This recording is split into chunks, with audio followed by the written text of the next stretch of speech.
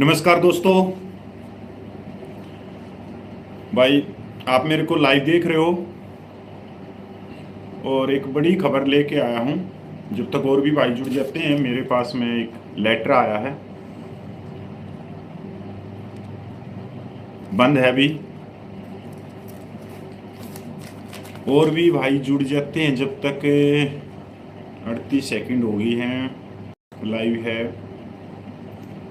गर्मी बहुत ज़बरदस्त, ऐसा लग रहा है भगवान बेलचा लेके ऊपर से आग बरसाने लग रहा है।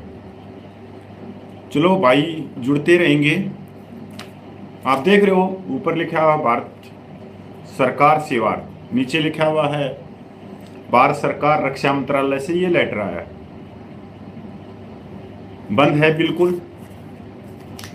आप लोगों के सामने इसको खोल लेंगे और देखते हैं इसमें क्या निकलेगा। इस लेटर में क्या आया है, पूर्व सैनिकों के लिए क्या लिख के भेजा है, क्योंकि मेरे को भी नहीं मालूम है। तो आप लोगों के सामने लेटर भी लेके बैठा हूँ और भाई कैंची भी है मेरे हाथ में।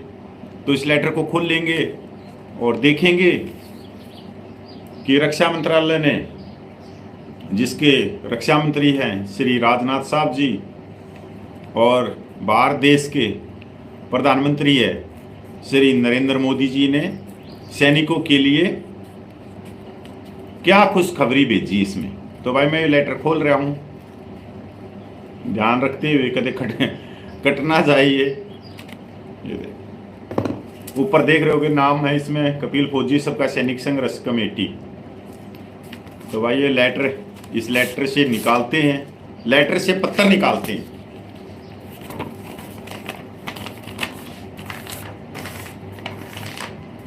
बड़ा है पेज भी, मेरे ख्याल में 1 2 3 और 4 पेज का लेटर है।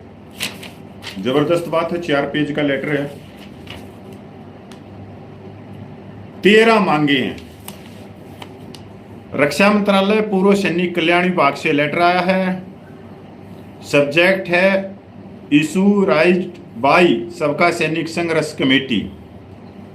This department has been the receiving several representation from Sabka Sainik Sangharsh committee related of pensionary and other matter in respect of armed force personnel। बिल्कुल सीधे सीधे समझ में आ गई, क्योंकि इंग्लिश का ज़्यादा मेरे को, मैं भी ज्ञाता नहीं हूँ।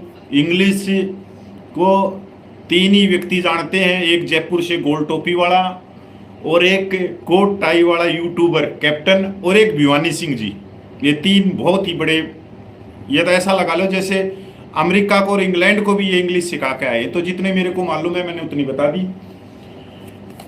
बिल्कुल गंभीर होके इस लेटर को पूरा बताता हूँ भाई क्या है। देखो मैंने भी अभी अभी ये खोला है लेटर, और बहुत अच्छी बात है कि चलो रक्षा मंत्रालय से हमारे सैनिकों के पास में लेटर आता है जब हम अपनी कोई मांगे उठाते हैं। अगर आप पिछले सालों में जाके देखते होंगे तो हमारे पास में पहली बात तो कोई हमारी मांगों को ही नहीं उठाता था। दूसरी बात, रक्षा मंत्रालय से कोई लेटर हमारे को मिलता ही नहीं था। हमारी मांगों को उठाने वाले थे जो ऑफिसर हेड संस्थाएं थी वो। और आज जो सबका सैनिक संघर्ष कमेटी ने कर दिखाया, ये बहुत बड़ी बात है भाई, कि वो 14 सालों से संघर्ष कर रही है जवानों को जागरूक करने के लिए। जब तक और भी भाई जुड़ जाते हैं, जुड़ने के बाद में पूरे हैं इसमें सारी 1 rank on pension military service पे क्या जवाब दे रहे हैं भाई। जो सरकारी विभाग है, रक्षा मंत्रालय है, या हम तो पीएमओ कहेंगे, पीएमओ के रक्षा मंत्री हैं भाई, क्योंकि रक्षा मंत्रालय से भी ऊपर माननीय प्रधानमंत्री है, जिसके पास संविधान ने अधिकार शक्तियां दे रखी हैं कि लास्ट अथॉरिटी वही है, मतलब डिसीजन लेने की। तो सबका सैनिक संघर्ष कमेटी का इतने बड़े सालों का संघर्ष है कि आज हम रक्षा मंत्रालय में अपनी मांगों को रखने लग गई। और देखो, जब कोई अच्छा काम करता है तो उसकी टांग भी बहुत खींची जाती है। तो सबका सैनिक संघर्ष कमेटी की भी बहुत टांगें खींची जाती हैं। मेरे पास में बहुत ही एक अच्छी बात बताऊंगा। मैं सोशल मीडिया पे देख रहा था, एक पत्रकार महोदय ने क्या कहा कि सच नाणे के लिए नहर में उतर गया, सच नाणे के लिए नहर में उतर गया। और इतनी देर में झूठ उसके कपड़े उठा के भाग गया। इतनी देर में झूठ उसके कपड़े उठा के भाग गया। अब झूठ तो सच के कपड़े पहने घूम रहा है, झूठ सच के कपड़े पहनते हुए घूम रहा है और सच नंगा समाज में घूम रहा है। मतलब सच नंगा, क्योंकि इसके कपड़े तो पहले ही लेके भाग गया झूठ। तो ऐसा ही है। तो हम अपनी बात पे आते हैं। सबसे पहले इसके अंदर पहला टोटल मैं बता देता हूं। इसके अंदर भाई 4 पेज का लेटर है और 13 पॉइंट के ऊपर उन्होंने जवाब दिया है। 13 पॉइंट में मेरे हिसाब से सारे पॉइंट इसके अंदर आ गए, सारे के सारे। सबसे पहले fitment factor for JCO is only 2.57 and for officer it is 2.81। बहुत बढ़िया सवाल सबका कमेटी की तरफ से जो रक्षा मंत्रालय में टेका गया, भारत सरकार तक पूछाया गया कि हमारे को 2.81 क्यों नहीं मिला। बहुत बढ़िया सवाल ये। इसके ऊपर जो सरकार जवाब देती है कि the 7 CPC applied and the index of the relation station, पता नहीं क्या तक क्या है। इसके अंदर सीधी बात करते हैं हिंदी में। पे बैंड 1 2 3 4 5 6 7 8 9 10 नीचे आके कहते हैं at the PB1 this index of 2.57। मैं थोड़ा टेढ़ा हो लूँ, आप लोगों को भी दिख जाएगा। 2.57, 2.67 और 2.72, 2.81 अलग अलग जो पे लेवल था उनमें अलग अलग दिया गया। क्या? Fitment factor. जबकि नीचे जाके 2.81 के लिए बोल रहे हैं chief cabinet secretary the index has been fixed at 2.81। क्यों भाई? हम भारत के नागरिक नहीं, हमारे को आर्टिकल 14 से लेके 18 हमारे को समानता का अधिकार देता है, तो हम उससे समानता के अधिकार में नहीं आते। ये कोई पूछने वाला हो कि जो निचला कर्मचारी है, जो मान लो एक छोटा सा उदाहरण, जो नगर पालिका में जो सफाई कर्मचारी है, जो पूरे देश की सफाई करता है, यहां तक जो बड़े बड़े मंत्रालय है, रक्षा मंत्रालय है, PMO हाउस है, सबकी सफाई करता है, उसको 2.57। ये पहली बार हुआ 76 साल के इतिहास में, पहली बार हुआ ये कि अलग अलग पे लेवल में दिया। ये भाई इनका जवाब है। दूसरे में आ जाते हैं benefit of ORP note अप्लाइकेबल for premature retire who get PMR 1/7/2014। बहुत बढ़िया सवाल और जवाब भी देखो इनका। As per the MOD letter date 7/11/2015 and 4/1/2023 for revision of pension under ORP personnel who OPT to get discharge on after 1/7/2014 on request under relevant rule are not entitled to the benefit ORP। ये सीधा कह रहे हैं कि जो 1/7/2014 के बाद में रिक्वेस्ट ऑन रिक्वेस्ट डिस्चार्ज आया है, उनको OROP नहीं मिलेगी। और इसमें भी देखो कि गजब की बात लिखी है एक नीचे, the principle of ORP content in government letter date 7/11/2015 has been upheld by honourable Supreme court vide its order date 16/3/2022। ये पहली बार में इन्होंने इसके अंदर जो जवाब देते हुए तो इन्होंने ex serviceman movement major general Satvir ने जो केस किया था माननीय सुप्रीम कोर्ट में, उसका भी हवाला दे दिया कि ये जो पॉलिसी है माननीय सुप्रीम कोर्ट ने इसको एक्सेप्ट कर लिया। और माननीय सुप्रीम कोर्ट के ऑर्डर के अनुसार अब जो 1/7/2014 के बाद में जो रिटायरमेंट आए हैं, अब तो बहुत लाखों सैनिक हो गए होंगे ऑन रिक्वेस्ट डिस्चार्ज, उनको वो ORP नहीं देंगे। गजब। अब कोई पूछने वाला हो मेजर जनरल सतवीर साहब से कि 1 रैंक ऑन पेंशन का केस क्यों किया था माननीय सुप्रीम कोर्ट में, क्या मांगे थी, और माननीय सुप्रीम कोर्ट का जब फैसला आया उसमें हमारी कौन सी मांगे मानी गई? कोई बता सकता उसमें? ये जो सुप्रीम कोर्ट से जो ऑर्डर निकला है ये बहुत प्रभावित करेगा हमारे को। मतलब एक तरफ से सरकार भी इस ऑर्डर का भी हवाला दे रही है। मतलब ये जो माननीय सुप्रीम कोर्ट का जो ऑर्डर निकला ये एक तरह से सरकार के पक्ष में चला गया। इससे बड़ी और भाई मैं क्या समझाऊं। तीसरा point, equal MSP military service pay should be fixed for जेसीओज एज विल एज ऑफिसर। इसके अंदर भाई मोटा मोटा बता देता हूं। The military service pay was introduced by the 6 CPC. चलो छोड़ो इस बात में भी। ये क्या कह रहे हैं लास्ट में, 7 CPC wide it's para 6(2)(113 started that the commission does not see any merit in distributing. मतलब कहने का मतलब ये है कि 7 पीए कमीशन ने ऑफिसर के लिए 15,500 और जवान जेसीओ के लिए 5200 रुपये। और ये बिल्कुल ठीक है। The government accept the recommendation and the accordingly armed force pay rule regulation 2017 were the issued. ये भाई बिल्कुल ठीक मान रही है सरकार इसको कि जो जवानों को 5200 रुपया मिलती है ऑफिसर को 15,500, बिल्कुल ठीक है। अब ये सरकार के जो आप देख लो। चौथा पॉइंट है, officer have been the more benefited than jawan and honorary rank in the fixation of pension under ORP second. ये पॉइंट बहुत अच्छा उठाया था सबका सैनिक संघर्ष कमेटी ने कि ऑफिसर को सबसे ज़्यादा फायदा होया 1 रैंक 1 पेंशन में और जवानों को कम हुआ। इसके ऊपर ये कह रहे हैं पॉलिसी का नाम लिख के, the policy of the government issued vide MOD letter date 7/11/2015 has been the upheld by the honourable supreme court vide order date 16/3/2022 in writ petition number 419/2016 filed by Indian ex serviceman movement. ले भाई इसका भी नाम आ गया। पहली बार इसका नाम आया है। एक्स सर्विसमैन मूवमेंट के ने जो केस किया था पहली बार। लेटर मेरे पास में बहुत सारे होंगे, देखो ये 4-5 पड़े होंगे। सारे लेटर हैं जो रक्षा मंत्रालय से आए हैं, पिछले सालों में आए हैं केस जीतने के बाद में भी। ये सारे रक्षा मंत्रालय की आप देखोगे सारी चिट्ठियां हैं। पर ये पहली बार हुआ है कि जो आदमी ये बोल रहे थे ना कि भाई कि मेजर जनरल साहब ने दिला दी, मेजर जनरल साहब ने दिला दी। अब मेजर जनरल साहब के जो केस किया था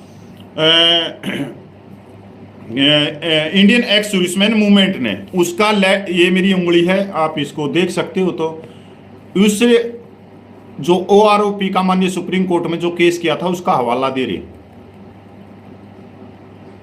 बताओ, इस सरकार से हम अपने जायज हकों की मांग कर रहे हैं तो सरकार ईबी से जो मेजर जनरल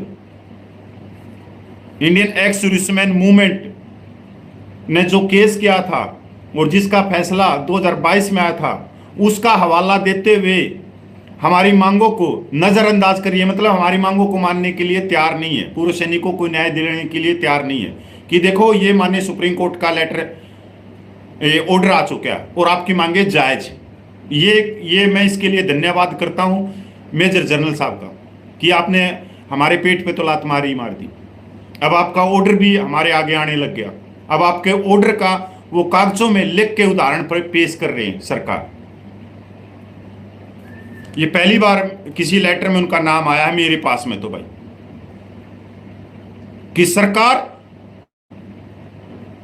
जो माननीय सुप्रीम कोर्ट से ओआरओपी का जजमेंट निकला था उसको सुरक्षा कवच बना रही है जवानों की मांगे पूरी ना करने के लिए। अगर जवान ये कहते कि हमारी मांगे हैं जी, जायज हैं जी, हमारे को आर्टिकल 14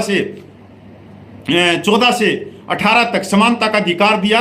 आर्टिकल 14 तो ये कहता है समान काम समान बत्ती। तो अब देखो सरकार किस तरह से इसका ऑर्डर कार मेजर जनरल साहब ने, कोई पूछने वाला हो केस कराया क्यों था आज तक तो हमने तो पता नहीं लगा, क्या मांग थी ये नहीं पता लगा। वो मेरे पास में पड़ा है, पता नहीं कितने पेज का उनका जजमेंट है। हमारी तो भाई कर दिया। 5वें नंबर पे है request for the grant of the widow pension equal to service pension. देखो कितने बढ़िया पॉइंट ठा रखे हैं। देखो ये सब का कमेटी ने, आधे तो ये जो कमेटियां बना के कोई गोल टोपी लगा के घूमता, कोई कहीं से बैठ के बोलने लग जाता है माइक के ऊपर, कोई कोट टाइट पहन लेता है, जिनको कई ज्ञान नहीं। वो कहते हैं, कहावत है ना, जेब में 10 रुपये नहीं पर किराया करेंगे अमेरिका का, ना तो उनके पास वो क्या कहते हैं, एक और भी कहावत है, नुबला कुछ कर रहा है, नुबला कुछ नहीं कर रहा, चारपाई तोड़ रहा हूं। तो ये सारे चारपाई तोड़ने वाले हैं। कितने अच्छा पॉइंट है ये सैनिक विधवा माता बहनों के लिए। पर इसके अंदर सरकार क्या जवाब दे रही है कि एक standing committee of defence 2016-17 vide para 16 of its 32 report the proposal regarding increasing the pension of widow equal to pension of the deceased soldier was the assignment. मतलब इसको खारिज कर रही है।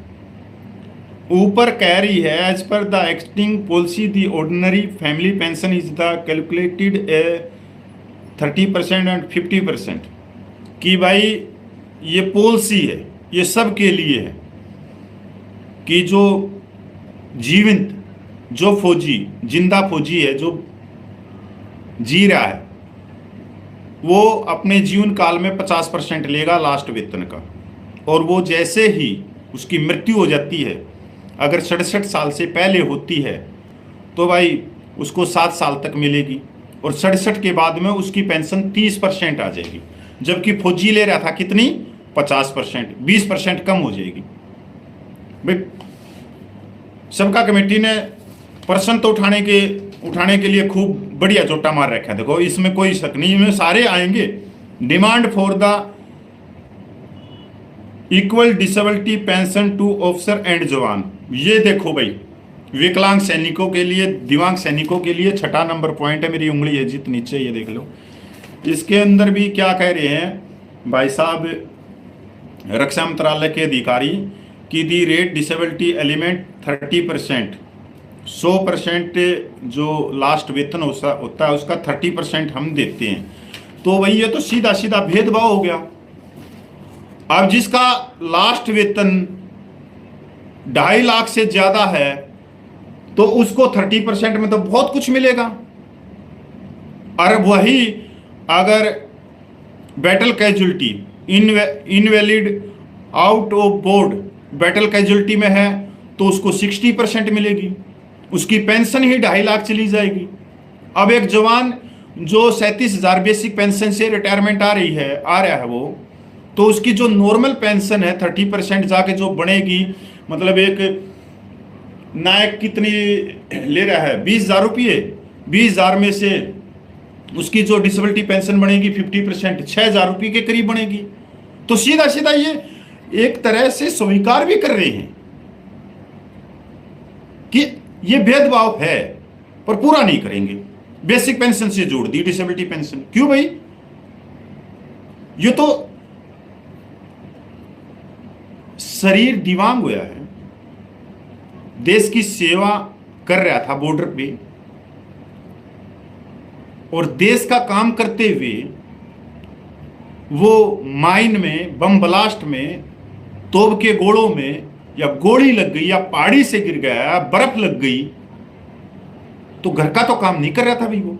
तो ये तो एक तरह से डिसेबिलिटी पेंशन को अलाउंस में बनाना चाहिए, ये तो फिक्स करना चाहिए। ये भी सीधा सीधा आर्टिकल 14 का सीधा सीधा उल्लंघन है।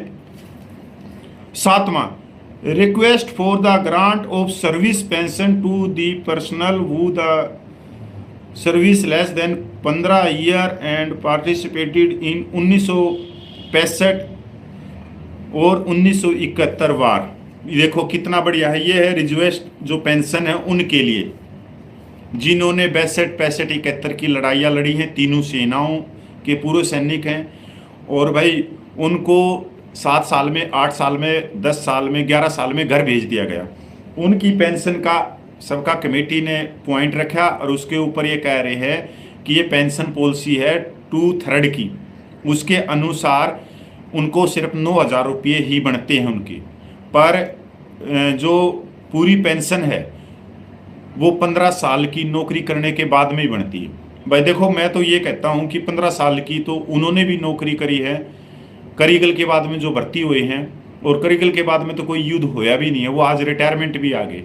और अगर हमारे बुजुर्गों की बात करें हम, जिन्होंने 62-65-71 में दुश्मन देशों को धूल चटाई थी, आज वो 9,000 रुपये, और आज तो वो हजारों की संख्या में बचे हुए।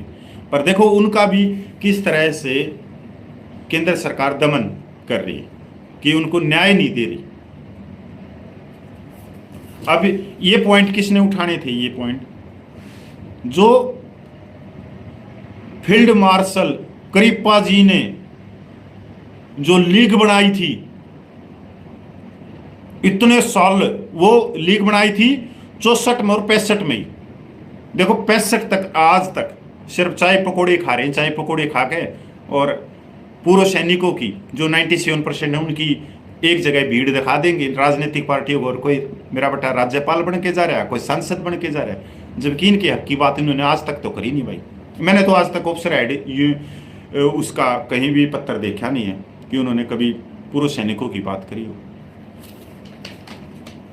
वो और तो छोड़ो, जो जयपुर वाला गोल टोपी वाला है वो तो सूबेदार है, 25 साल से जवानों का सिक्योरिटी एजेंसी में जो सिपाही से हवलदार तक है उनका भी खून चूस रहा। आज तक 25 साल में उसी ने लेटर ना लिखा, वही तो इंग्लिश का प्रोफेसर है।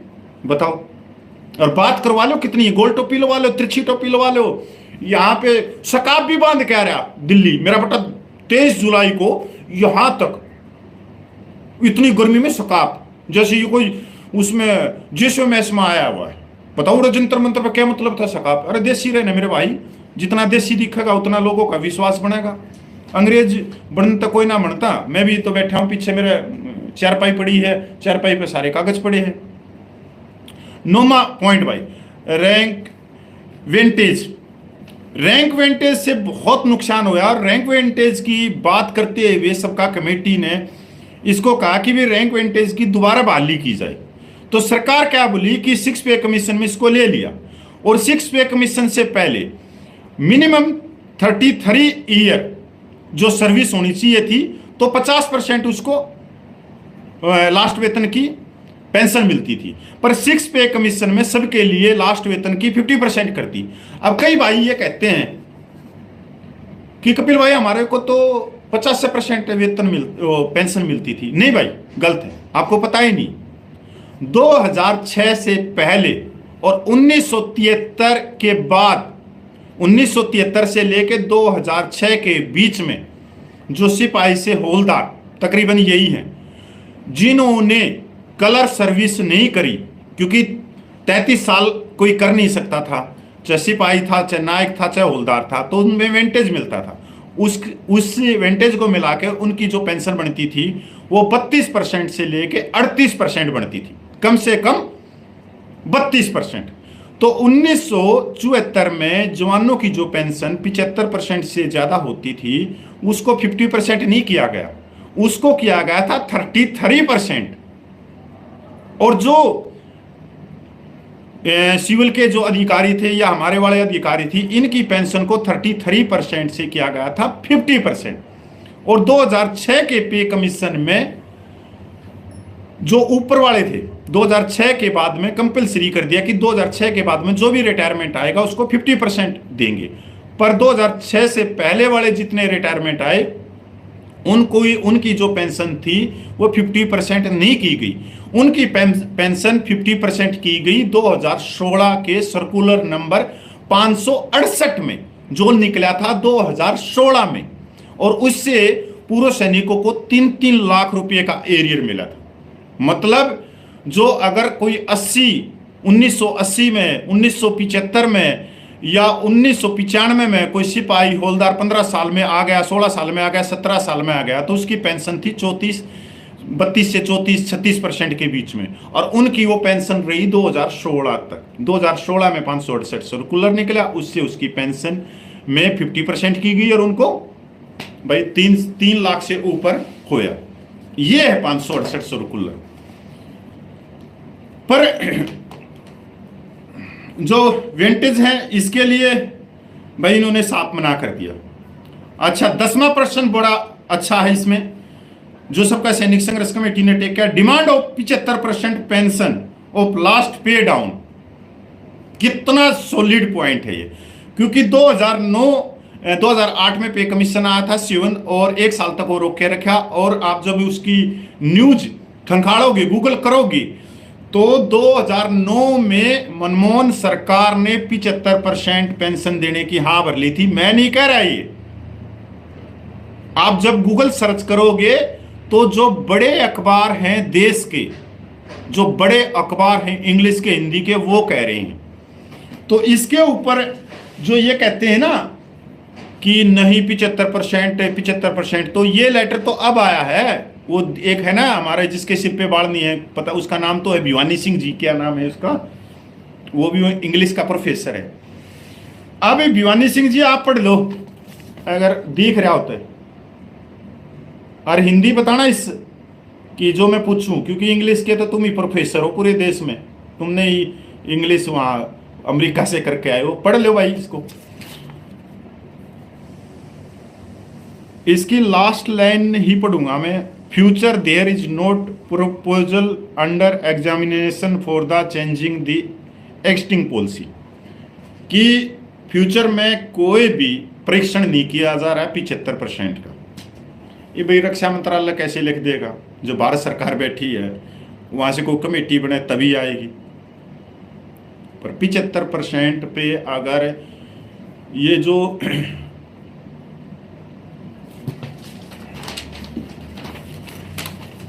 11वां पॉइंट, बेनिफिट ऑफ MACP में बी एक्सटेंडेड टू पर 2006 रिटायर आल्सो।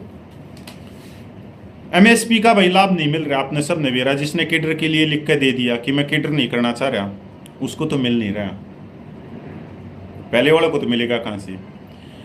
अब इसके ऊपर सुप्रीम कोर्ट के बहुत सारे जजमेंट हैं जो सिविलियनों पे भी लागू है, कि अगर आपने लिख के दे दिया कि मेरे को प्रमोशन नहीं चाहिए, तो जो जगह खाली है, जो रिक्त स्थान है, उस कुर्सी पे कौन बैठेगा, उस कुर्सी के ऊपर जो काम होगा, जो कागज बनाने होंगे, जिन पे कागजों पे साइन करने पड़ेंगे, तो वो कौन करेगा। इसलिए आपको MSP का तो फायदा चाहिए, पर आप प्रमोशन नहीं लोगे, ऐसा थोड़ी हो सकता है। तो इन्होंने इसके लिए भी यही कहा है कि भाई इसके ऊपर सुधार करने की हम कोशिश करेंगे आगे। अब देखो क्या सुधार करेंगे, अब नई सरकार आएगी। हाँ, implementation of the recommendation of 1 man judicial committee, जिसकी रिपोर्ट हमने इसमें बोला है कि रिपोर्ट्स बताओ कि क्या रिपोर्ट है उसकी, आज तक वह रिपोर्ट बाहर नहीं लगी है। तो ये जो आप दे रहे हैं, report submitted by the 1 man judicial committee on OROP is under examination in the ministry. मतलब जो रिपोर्ट 1 मैन जुडिशियल कमेटी ने दी थी, उसके ऊपर रक्षा मंत्रालय परीक्षण कर रहा है, उसको देख रहा है, देखते ही रहना।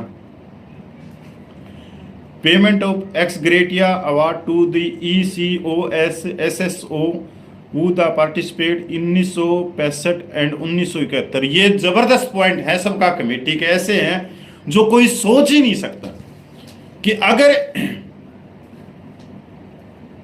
बुजुर्ग सैनिक पूरे देश में 400 भी अगर जिंदा है, 300 भी जिंदा है, उनके बारे में भी सबका कमेटी सोच के चल रही है कि 400 बुजुर्ग थे जिन्होंने 1962 में, 1971 में दुश्मन देशों को धूल चटाई।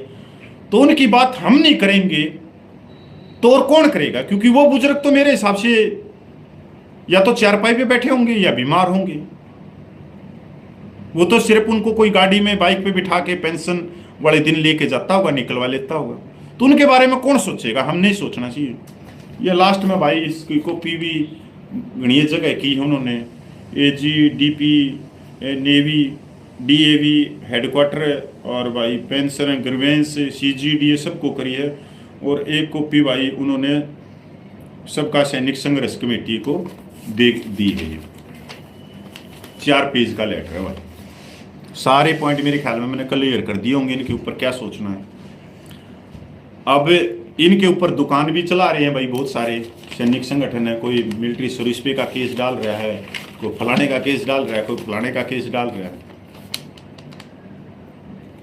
पर इतना यकीन मानो कि ये जो लेटर आ रहे हैं ना, ये 1 साल जो आप लोगों ने मेहनत करी है ना जंतर मंतर पे, उसकी तुत्ती बोली है। 28 लाख पूर्व सैनिकों में तुत्ती बोली है। और सरकार तो ऐसे कर रही थी, ऐसे सांस जैसे ऑक्सीजन ना मिले ना, बीमार हो तो उसका दिल करता है ना, ऐसे कर रहे थे। ये आप लोगों की एकता और एक ताकत थी कि लोग, मतलब एक राजनीतिक पार्टी ने, या आप सरकार का ही नाम लूंगा मैं, कि उसने इस धरने को तोड़ने के लिए पिछले दरवाजे से गोल टोपी वाले को बुलाया, यूट्यूबर चैनल वाले को बुलाया, और आपकी एकता, आपकी एकजुटता, धरना नहीं टूटा। उन्होंने तो 17 सितंबर को कटवा में इस धरने को तोड़ दिया था, फिर भी सबका सैनिक संघर्ष कमेटी ने हार नहीं मानी, जंतर मंतर को नहीं छोड़ा। और वो जो तोड़ने वाले थे आज या तो वापिस जाके अपनी जगह पे बैठ गए, वहां से कोई ना कोई आए दिन लेटर निकालते रहते हैं, कपिल फौजी चोर है, कपिल फौजी ये। कोई यूट्यूबर को टाइप पहन के नोएडा में बैठ के वीडियो बना रहे, बस इतना ही रह गया। कोई हवन कर रहा था रेलवे ट्रैक के ऊपर, कोई नया यात्रा निकाल रहा था। और जब देखे एक रेवाड़ी के अंदर एक मीटिंग में ताजमहल की तरह आलीशान में वो पनीर खा रहे थे, आपके पैसों के पनीर, और तो छोटो 13 लाख को भी लेके गायब होगी। पर मैं इसमें धन्यवाद करता हूं कि इतने सैनिकों ने सबका कमेटी के पैर खींचे, कि आज जिन्होंने पैर खींचे, कोई इलेक्शन में भाज रहा है, कोई कांग्रेस के झंडे ठाई घूम रहा है, कोई बीजेपी का ठेकेदार बन रहा है, कोई फलानी पार्टी का ठेकेदार बन रहा है, सबके चेहरे इस ये जो चुनाव की बारिश चल रही थी, सबके चेहरे धो गए, सबका नकाब बाहर आ गया। हम आज भी वहीं बैठे हैं। अरे मैं तो उस गोल टोपी वाले को भी कहता हूं, साहब जी क्या हुआ, रंग तो भगवान देता है, गोरा बना दे, काला बना दे, लीला बना दे, पर दिल काला नहीं होना चाहिए।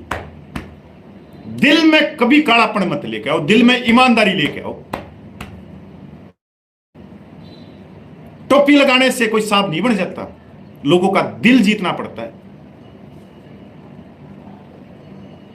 दिल जीतना पड़ता है, लोगों की मांगों के लिए आगे छाती लगानी पड़ती है। 25-25 सालों से सिक्योरिटी एजेंसियों के मालिक बनके पूर्व सैनिकों का खून चूस रहे, कहते हैं हम कर देंगे। अरे कर दो तुम, मैं तो तुम्हारे को बधाई देता हूं, जाओ, दिल्ली पड़ी है। वो सबका कमेटी के नायक हरपाल का कब्जा नहीं है कि उसका कब्जा हो, सबके लिए खुले। आप कोई भी जाओ, कोई भी जाके धरना प्रदर्शन करो, पर मांगे तो पूरी करवा दो। ग्राउंड से बाहर भी निकलो, कभी एसी रूमों से बाहर निकालो, मेरे पे तो पंखा चल रहा है। तो भाई ये लेटर था। देखो मैं तो इतना कहूंगा, अपनी लास्ट बात कहूंगा भाई, अपना है सच्चे आदमी, जितना भाई मेरे को पता था उतना मैंने बता दिया। आज तक ना तो मेरे कई इस आजू में ना इस बाजू में कोई पेटीएम पाएगा, ना गूगल पे पाएगा। आज तक 10 साल के इतिहास में मेरा बैंक अकाउंट किसी भाई के पास में नहीं, और आज तक मैंने किसी से 1 रुपया नहीं मांगा। लाइव चल रहा हूं, लाइव में आपके कमेंट पढ़ रहा हूं, सब कुछ चीजें हैं, सारा जागरूक कर रहा हूं। हर वीडियो से मैं लाखों पूर्व सैनिकों को तो नहीं जागरूक कर पा रहा हूं, पर 1, 2, 3 का तो को जागरूक करके उनके आशीर्वाद, उनको प्यार को तो ले रहा हूं कम से कम डेली। और जो कुछ वो नीले जो कागज के जो राजनीतिक स्वार्थ के लिए पिछले दरवाजों से जाके पूर्व सैनिकों की मांगों को बेचते हैं, कम से कम मैं उनको भी झंझोरने का काम करता हूं कि अपनी आत्मा की सुनो, तुमने क्या करा। अरे मैं तो एक सच्चा आईना दिखा रहा हूं आप लोगों को, सुनो तो सुनो। अगर आपकी 70-75 साल उम्र हो गई है ना, चाहे गंगा नहा लो, चाहे वैष्णो देवी चले जाओ, चाहे 4 धाम की यात्रा कर लो, अगर मन में काड़ा है तो भाई कहीं परमात्मा नहीं मिल लगा। और अगर मन में प्यार है, ईमानदारी है और लड़ने का जज्बा है, अधिकारों के प्रति संघर्ष करने का जज्बा है, तो भाई लाखों पूर्व सैनिकों की प्यार, आशीर्वाद, दुआ और भाई 7.5 लाख माता बहनों का आशीर्वाद लेकर चलोगे, आने वाली 7 पीढ़ियां स्वर्ग में साझा हो जाएगा। कहने का मतलब यह है कि 7 पीढ़ियों तक हो जाएगा अगर इन सब का आशीर्वाद लेकर चल ले तो। पर तुम सब का गला घोट कर चल रहे हो तो मेरे बाप तुम्हारा कौन भला करेगा। आधे तो जो मेरे को गाली देते हैं, हफ्ते में 4 दिन तो ECHS क्लिनिक के चक्कर काट देते हैं, मेरे पास फोन आ जाते हैं। वैसे मैं किसी से मनमुटाव मेरा होता नहीं, जिसका फोन आता मैं उठा लेता हूँ। माँ कहाँ गए थे साहब, गर्मी ज्यादा है, ECHS में गया था। माँ तो अच्छे बनो, अच्छे जाना ही नहीं पड़ेगा ECHS में, अच्छे बनो, अच्छे आशीर्वाद लो, जवानों के लिए लड़ो, खाओ 2-2 4-4 डंडे प्रशासन के। माँ क्या मजा आता है। माँ वो सबका कमेटी भी तो है पंजाब वालों की, 14 सालों से काट दिया। मैं उसमें कुछ नहीं, मैं तो एक कार्यकर्ता की भूमिका में, भाई वो आते हैं हम भी चले जाते हैं उनके साथ में, क्योंकि मैंने 10 साल में उनसे ईमानदार व्यक्ति नहीं देखा। कोई ये नहीं है कि नहीं, पर मैं तो 10 साल से जुड़ा हूँ, वो 14 साल से चल रहे हैं, इसलिए उनसे ज्यादा कोई ईमानदार नहीं था। कोई कोर्ट कचहरी के नाम से खा रहा है कि मैं आज मिलिट्री सर्विस पे का केस ला दूंगा, डिसेबिलिटी पेंशन का ला दूंगा, ये ला दूंगा।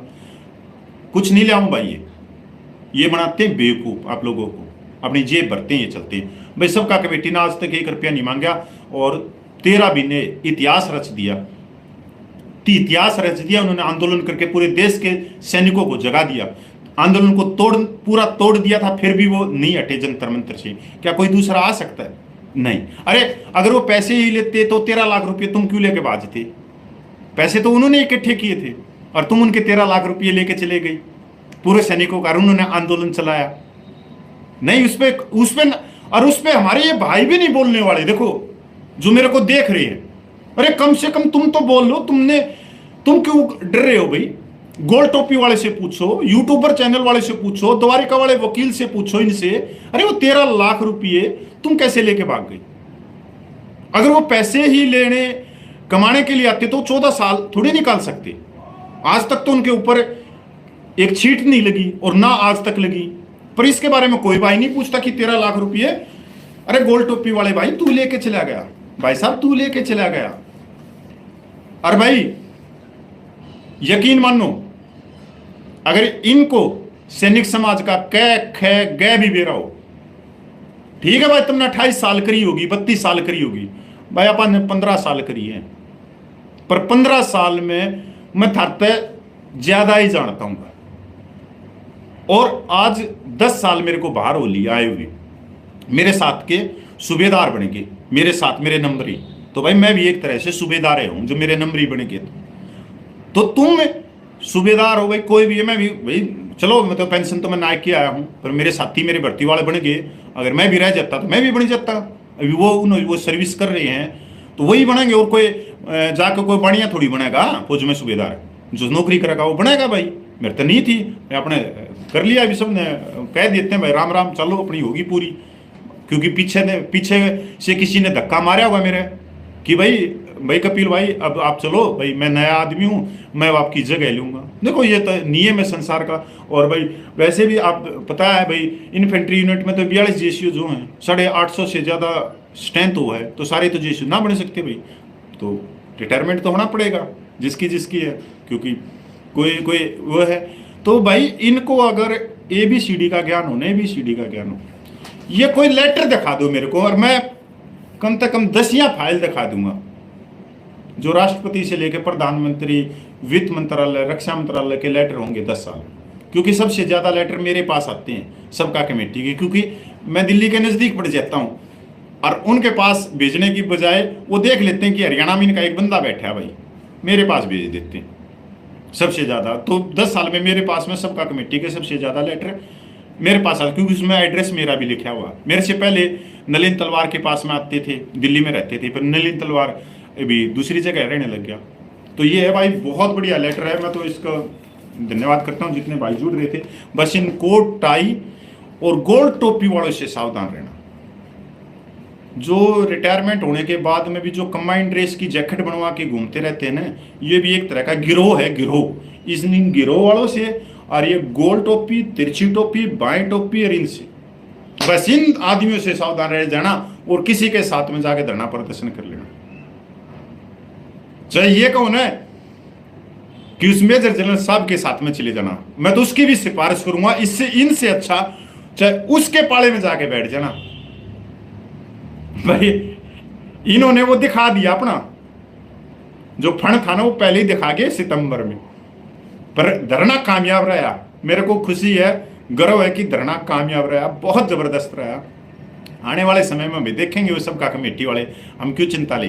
अगर वो दिल्ली में आएंगे तो आप भी समय निकाल के जाके बैठ जाएंगे भाई, उनका हौसला अफजाई करने के लिए। जय हिंद, वंदे मातरम, जय भारत। जितने भाई देख रहे थे, जसवंत कह रहा भाई सही कह रहा है, गोल टोपी वाला तो जयपुर में बैठा है। और क्या नाम है भाई, पर क्या मेरे समझ में ना है, सिक्योरिटी एजेंसी का नाम बता रहा है। देख लो इतनी देर में मैसेज आ लिया गोल टोपी वाले का कि ये भाई सिक्योरिटी एजेंसी करके बैठा था, खून चूसा इसने हमारा। और मैं 2 सदस्यों का नाम ले दूंगा नहीं बे, ऑनरेडी कैप्टन जो उसका मित्र है, और दूसरा सूबेदार साहब जो वाइस ऑफ एक्स सर्विसमैन में है। तंवर साहब जाके इनसे भी पूछ लेना, इसकी सच्चाई पूरा का पूरा आपको, इसके पूरे कागज उनके पास में कि क्या है, क्या आदमी क्या नहीं है। और ज्यादा सच्चाई पूछनी है तो वाइस ऑफ एक्स सर्विसमैन से पूछ लेना। 2018 में हिमाचल से चल अपने घर भाग जा, और हमारे वाला का भी भगाया था वहां से वाइस ऑफ एक्स सर्विसमैन ने। एक सूबेदार मेजर हमारे में भी बैठा है, उसको भी वहां से हिमाचल से भगाया था। और फिर उसको 2018 में वाइस ऑफ एक्स सर्विसमैन ने दिल्ली में प्रेस क्लब में उनकी एक प्रेस मीटिंग हुई थी, उसमें से भी हमारे वाले सूबेदार मेजर को बजाया था। तो कहने के लिए मैं किसी से दबता नहीं, अगर हमारे में कमी होगी तो मैं तो उनको भी कह दूंगा, सूबेदार मेजर को पूछ लेना जाके, पंजाब में बैठा सूबेदार मेजर क्यों क्या करने गया था वो हिमाचल में वाइस ऑफ एक्स सर्विसमैन की मीटिंग में। और उसको फिर वहां से चल लगा दे दो का लांडा, और उसने 2 का लांडा लगाया।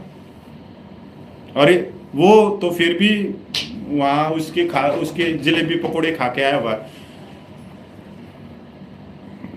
संदीप भाई कह रहा है कि जबरदस्त जानकारी दी भाई कपिल। मैंने ना दी है जानकारी, मैंने नहीं दी है, मैंने तो पढ़ के सुनाई है, पूरी इंग्लिश में भरी पड़ी है। और जो समझ में आया मैंने बता दी। ये तो सरकारी लेटर है, सरकार क्या बोल रही है आपकी मांगों के ऊपर, मैंने तो वो बताइए भाई आप लोगों को, समझा। ये आप कोई कोट टाई वाला लपेटा लाते है, मिल गई खुशखबरी, होगी बल्ले बल्ले, आज मिल जाएगा इतना, कल आ जाएगा एरियर, आज निकल गया 568 सर्कुलर, 3 लाख से 6 लाख का बेनिफिट। बाबा जी का ठल्लू, ज्ञान है नहीं, देखने वाले हैं मेरे भाई वो, क्योंकि उनको जब पता ही नहीं होगा उस जागरूकता के बारे में तो वो तो देखेंगे भाई, उनको तो सच लगेगी। पर अब देख लो, अब तो सबको जानकार होगी। अरे जो आपके हाथ में फोन है ना, गूगल है, गूगल के ऊपर गूगल कर लिया करो, सारी सच्चाई वहां से निकल जाएगी। चाहे मेरी भी कर लो वहां गूगल पे जाके, मेरा भी जन्म कुंडली बता देगी। और इन पॉलिसियों के बारे में गूगल से ज्यादा कहीं नहीं है, सारे सरकारी लेटर गूगल के ऊपर हैं। अगर आप वैसे ही मूर्ख बन रहे हो तो भाई बनते रहो, उसमें मेरा कुछ नहीं जाता, मेरा कोई दोष नहीं है। अरे मैं तो फिर भी लाइव आता हूं देश के अंदर, ना तो कोई न्यूज चैनल वाले लाइव आते, वो भी ऑफलाइन वीडियो बनाकर फिर लाइव चलाते हैं। अरे ना विपक्ष का कोई बड़ा राहुल गांधी लाइव आता, ना प्रधानमंत्री कभी लाइव आता, वो तो रैलियों में लाइव आते हैं या पढ़ते पीछे से। मैं तो एक अकेला आदमी मानता हूं, मैं तो पूरे उसमें कि मैं लाइव आता हूं, अकेला आदमी। मैं कोई बना के नहीं बोलता, अगर मैं बना के ऑफलाइन में बोल लूँ तो आप उस झूठ को भी पहचानो। अरे जब मैं बोल रहा हूं तो आंख में आंख मिला के बोल रहा हूं, तो मैं कितना झूठ बोल सकता हूं, 1 मिनट, 2 मिनट, 3 मिनट, 4 मिनट, बस। क्योंकि झूठ बोलने के लिए पहले शब्दों का चुनाव करना पड़ेगा, लिखना का पढ़ना पड़ेगा। पर सच चाहे 4 घंटा बुलवाते रहो, चाहे 4 दिन लग जाए, सच तो निकलता ही रहेगा हमेशा। विश्वंत लवाल भाई लंबे सर अपने लंबे वीडियो चलते हैं, पूरी महाभारत चलती है, जिसने देखना हो थोड़ा देख लो, किसी ने देखना हो ज्यादा देख लो। जागरूकता की यही चलते हैं। चश्मे तो मैं चढ़ाने आया नहीं कि मैं चश्मे लेके आऊँ, चश्मे बेच रहा हूँ। ट्रेड सही बोल रहे हो भाई। एनसी निर्माण जी एनसी निर्माण बोल रहे हैं, एक सिविलियन है कोई क्या है भाई बहुत सारे यूट्यूबर चैनल है, सिविलियन भी आगे चश्मा चढ़ा के, जिन्होंने 15 साल एडी घिसा दी फौज में, बॉर्डर देख लिए, जिसने जंगल देख लिए, ग्लेशियर देख लिए, अरे मणिपुर तक घूमे आए, अंडमान निकोबार काट के भगा दिया, समुंदर देख लिया, सब कुछ देख लिया। वो पता नहीं क्यों उनके वीडियो के चक्कर में पड़ी, सिविलियनों के चक्कर में। तुम्हारे से ज्यादा कोई ज्ञानी नहीं है, ना कपिल फौजी है, जबकि डिस्चार्ज बुक आपके पास में, पीपीयू आपके पास में, पेंशन बुक आपके पास में, फोन आपके पास में, सारी चीजें आपके पास में। पता नहीं। अरे मेरे को तो गाली देते हैं वकील, जो फौजी भाई हैं, जो एक्स सर्विसमैन हैं और जो वकालत के क्षेत्र में है, मेरे को गाली देते हैं, कपिल भाई तू क्यों हमारे पीछे लगा हुआ है, हमारे पास में कौन केस लेके आएगा, तू जवानों को जागरूक कर रहा है कि अपनी एक एप्लीकेशन लिख दिया करो, अगर आपकी पे पेंशन में कोई कमी है, घाट या बाद आ रही है, कोई इंक्रीमेंट नहीं लग रहा है, दूसरी बातें हैं, तो आप एप्लीकेशन लिख दो अपने रिकॉर्ड को जहां से आए हो। मेरे को खुद कहते हैं, माँ कसम कह रहे हो, कपिल भाई आपको क्या परेशानी है हमारे से? मेरे को कोई परेशानी नहीं भाई, आप अपनी जगह पे ठीक हो, आपका अलग रास्ता है, आपका स्टैंड अलग है, मेरा स्टैंड अलग है। मेरा स्टैंड यही है, मैं जागरूक कर रहा हूँ। बोला फिर आपको कोई पैसा मिल रहा है? मेरे को कुछ नहीं मिल रहा, मैं तो पसीने निकालने वाला व्यक्ति हूँ, मेरे को 1 रुपया नहीं मिल रहा, पर मेरे को दुआएं मिल रही है बहुत सारे सैनिक भाइयों की। बहुत सारे सैनिक भाई अपने अपने समाज में बैठ कर आज गाँव में मेरे वीडियो से लेटर लिखने लग गए, पहाड़ियों में मेरे पास में, अरे यार डिस्ट्रिक्ट भूल गया मैं, उत्तराखंड की पहाड़ियों में, पता नहीं यार, कमाऊं में थी क्या थी, गैप है नाम है यार।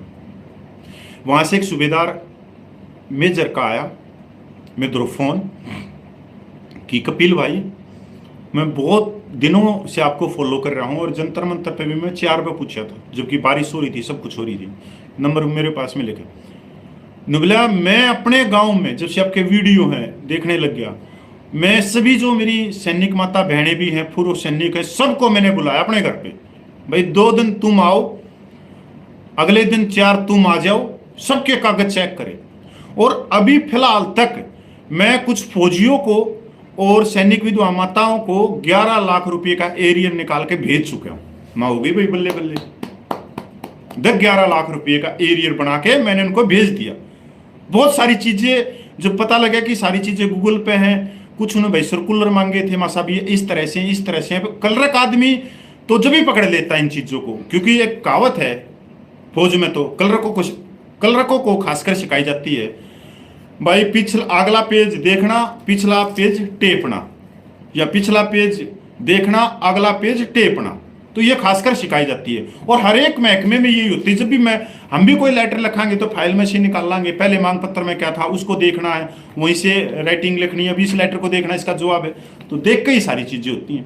तो देखो भाई मेरे को तो वो वकील गाली देंगे, उनको भी मालूम है, दिल्ली में है, पंजाब में, इसे बहुत घने सैनिक भाई अपने घर बैठे बैठे सैनिकों का भला कर रहे हैं। भाई मैं तो इतना कह रहा हूं कि आप जो भला कर रहे हो ना, तो आप ऐसा लगा लो कि कोई कीर्तन कर रहे हो, आप मंदिर में जा रहे हो, मस्जिद में जा रहे हो, गुरु घर में जा रहे हो, चर्च में जा रहे हो, जो अपने अपने भाई प्रार्थना करने के लिए जा रहे हो, तो आपको कहीं जाने की जरूरत नहीं, आप खुद ही, आपको आशीर्वाद मिल रहा है आपके स्थान पे आके, और परमात्मा के बनाए हुए इंसान आपको आशीर्वाद दे रहे, और आपके नाम का वो प्रसाद भी बांट रहे हैं भाई।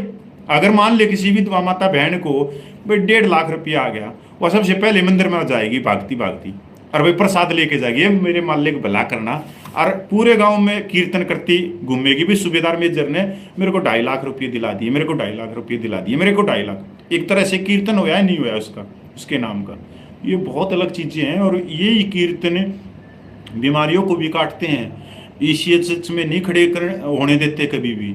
अब काम तो करना नहीं, लोगों की चुगली करनी, ये करनी है, तो भाई 4 बार दवाई लेके आओगे फिर तो पोल क्लिनिक से। भला करो और भला करके दुआ लो, मालिक देख रहा है, मालिक अपना आप देता रहेगा। क्या नहीं करो भाई, कर्म करो, फल की चिंता मन ना करो, तो फल तो मेरे हिसाब से परमात्मा अपरंपार दिया कर, टोकरे भर भर दिया कर, पर लेनिया वाला हो, अच्छे करते हुए करो। नहीं तो मैं तो इसे वकील देखूं भाई, बड्डी गाड़ी ले रहे हैं, बड्डी कोठी मिल रही है, पर 1 रुपये का किसी पूर्व सैनिकों की फ्री में काम ना करें। कई बार मैं कह भी देता हूँ, उनको आग भी लग जाती है। मैं कोठी बना ली, कम से कम 25-30 लाख रुपए, गाड़ी भी ली बैठा है। मैं एक बात पूछूँ माँ साहब, मैं किसी पूर्व सैनिक विधवा का, किसी पूर्व सैनिक का आज तक कोई फ्री में काम कराया है? बोले यार आप कैसी बात कर रहे हो। मैं वैसे पूछ रहा हूँ। तो मैं कभी कभी कर्म भी कर लिया करूँ। सारी हाण पैसा पैसा पैसा, मैं पैसा देख। मैं एक चीज़ बता दूँ, अच्छी औलाद निकल गई तो तेरे पैसे की कोई जरूरत नहीं है। और भाई निकम्मी निकली गई तो चाहे कितना ही कमा कमा के मर्जी है, चाहे कितने ही ठेके भर देना, चाहे घर के कितने कमरे अलमारी भर के चले जाना, उसने तो सारा खराब करना, उसने तो मिट्टी करना। तो मैं अच्छे सन अच्छी चीज़ें अच्छे कार्य से आती हैं। और देखो संघर्ष के अंदर जब हम संघर्ष में रहते हैं तो घर के अंदर तिरंगे आते हैं पॉजिटिव। हमेशा संघर्ष में जब आप दूसरों के लिए चलते हो तो हमेशा अच्छी चीज़ें मिलती हैं।